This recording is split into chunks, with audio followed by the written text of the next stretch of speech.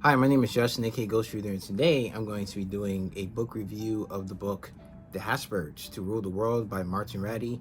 This is published by Basic Books and it is out in stores now. I'd like to thank Basic Books and NetGalley for the chance to review this book. So the reason I picked this book up is because I have been interested in the history of the Habsburgs and the Holy Roman Empire.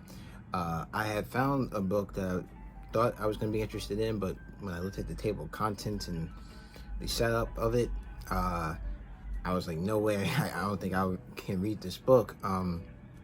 However, when I saw this one and the way it was described, synopsis and things like that, I thought it'd be a really good substitute for that particular book.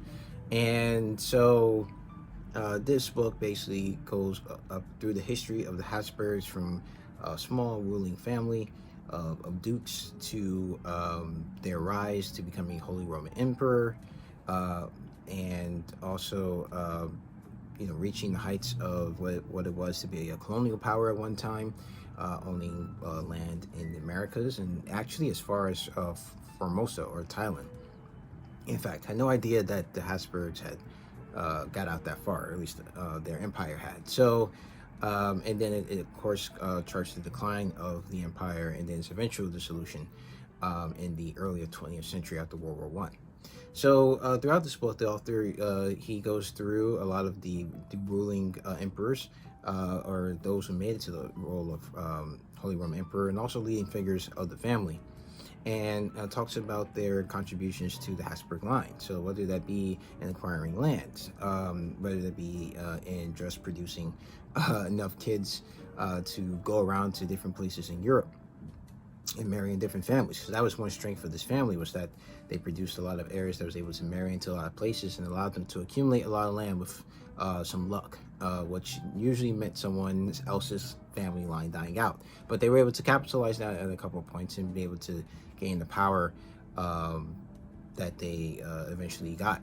And so he goes through that. He goes through some their failures as well, because they're having kind of like a dynastic role like that. And first of all, the role of Holy Roman Emperor in the Holy Roman Empire was actually by election, but it basically got to the point where basically it was almost guaranteed that it would be a Habsburg, but there was still some haggling going on in the background about who it would be.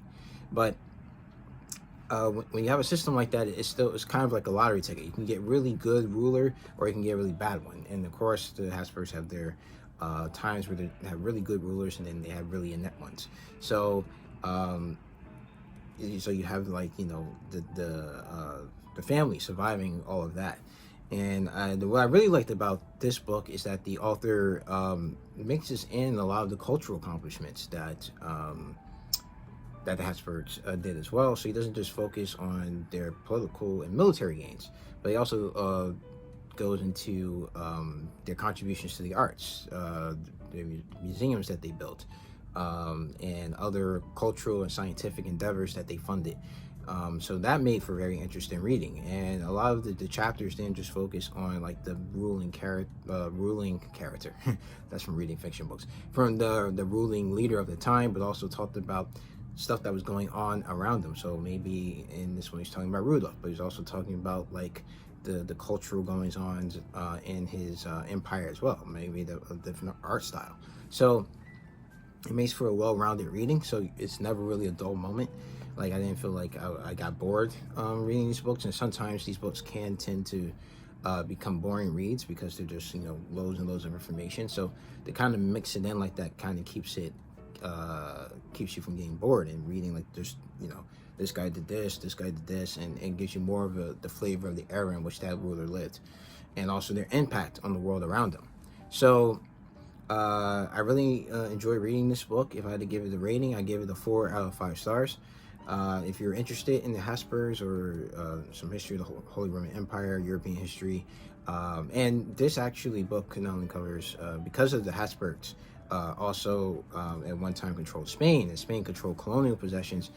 There's also a little history about their dealings in the New World in Africa and the trading posts that they set up.